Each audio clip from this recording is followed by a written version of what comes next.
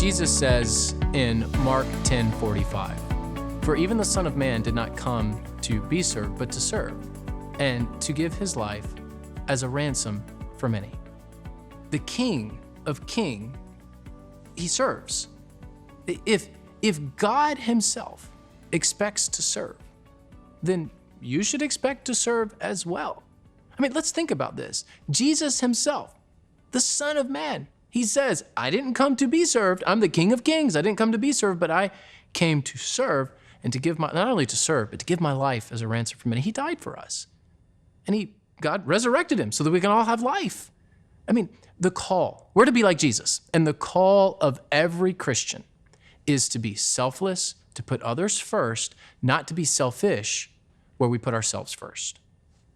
Our third basic of belonging is serving. So we've talked about worship, we've talked about growing. Now let's talk about serving.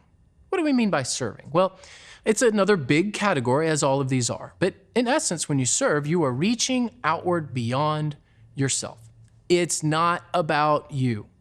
It's about sharing with others. It's about reaching others. It's about serving others. Now, I want you to note something at this point in all of these sessions. And I think it's important for us to talk about this. When you talk about church and doing church or being a part of a church or belonging to a church, it's like exercise. If you do church once or twice a year, it's gonna hurt. In the same way, if you exercise once or twice a year, you're gonna say, "That hurt, I didn't get much out of that." Church is the same way. But if you're in a regular rhythm and a regular pattern of worshiping and growing and serving, that's gonna lead to spiritual health.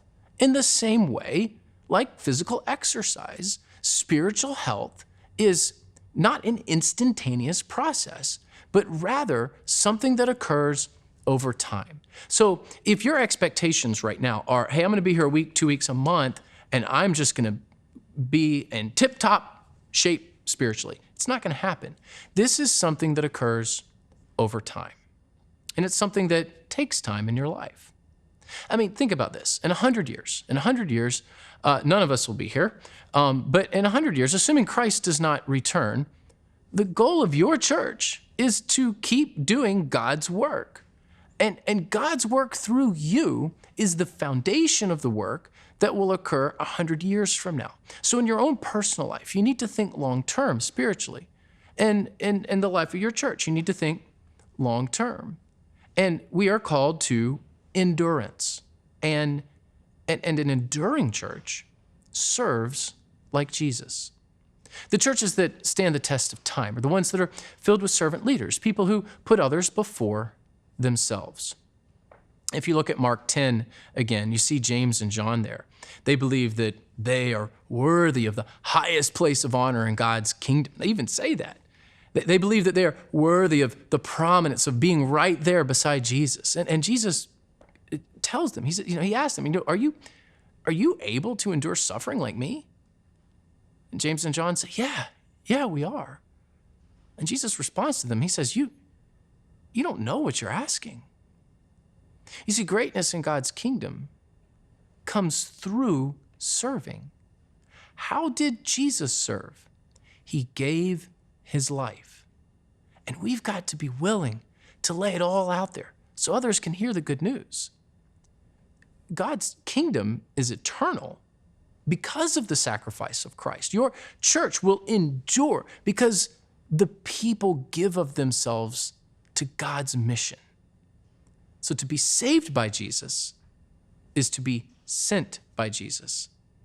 And the way you can live sent is to serve through the bride of Christ, his church. Paul writes 2 letters to the church at Corinth, 2 that are included in the Bible. And in 2 Corinthians chapter 5, verse 14, he makes it clear. He says that the motivating factor of serving is Christ's love.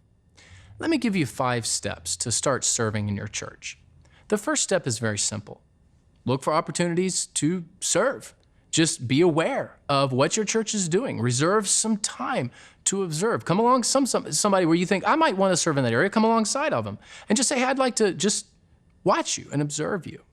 The second thing you can do is volunteer where there is a need. It's important to volunteer, but it's also important to help fill in the gaps at your church. You need to invest where the fruit of the ministry is occurring. And this is where you can just listen to your leaders and ask them what needs to be done. The third step, very simple. Take the initiative. You have to take the initiative. Don't wait for somebody to voluntold you. Perhaps you've been voluntold before, where basically you're pulled into something. Go ahead and start asking now. Ask your leaders where you can serve. And fourthly, invite your neighbors to church. It's one of the best things you can do to serve your church, is just to create an invite culture, not only in your own home, but in your church. And when you invite people, by the way, show them around, walk with them, take them out to lunch afterwards. Here's a stat for you. This will blow your mind.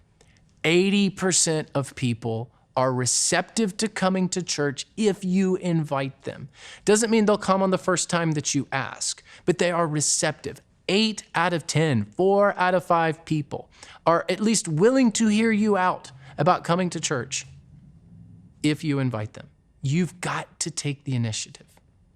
And then lastly, not only should you invite, you should also share. Share Jesus with people who will listen. See, if you know Jesus, then you have the best news that anyone can hear. And people need to hear the gospel from you. Not just from your pastors, not just from your leaders, but they need to hear it from you. You know, there is a transition between the 4 Gospels in the book of Acts. The 4 Gospels talks about Jesus' work, his ministry, the time that he was here on earth. And then the book of Acts is, at the very beginning of the book of Acts, Jesus ascends, he goes into heaven, and then the church is then left to do the work. And when you think of your role as a church member and what the church is supposed to do, where Christ's work on earth ends, ours begins. So the Gospels have this movement of Jesus going towards Jerusalem. It's all about getting to the cross, that the sacrifice that needed to be paid. So the Gospels show a movement toward Jerusalem. And the book of Acts shows our movement outward. And the book of Acts tells us, and the book of Acts tells you, you are the rest of the story. When you read Acts and when you read the New Testament, there's a point at which it ends in Revelation. We are the ones who pick up. We are the ones who are the rest of the story. We're the ones completing the work of the church that began in the book of Acts. So as you serve in your church, you are doing God's work for Jesus. It's not really about you. Frankly, it's not even really about your church.